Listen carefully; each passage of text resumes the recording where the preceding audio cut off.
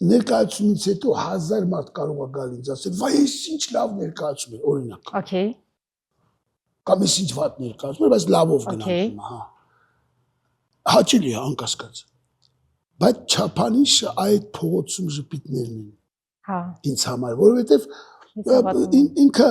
գիտեք, մի քանի օր առաջ մի հատ աղջիկ այսպես դուրս եկավ, հերվից տեսա, մտահոգ գալիս էր։ Okay. Ինչ որ մտածում էր։ Մեկին ինչ տեսավ, ոչ բարեց, ոչ բան, սենց արեց։ Ու գնաց։ Հասկանում եք, այդ մի վայրկյանում ինչ է հիշել, ինչ ներկայացումից ինչ կտոր է հիշել, կամ բայց այդ եթե ես կարողանում եմ այդ թերապիայով զբաղվել, մանավանդ այսօրվա 21-րդ դարում ես դաժանագույն աշխարհի մասին է խոսքը։ Անհասկանալի աշխարհում չափանիշները կորցրած, արժեքները կորցրած, ոչ մի հենակետ չկա, ոչ մի պատմությունը փոխված, ապա մի խոսքով,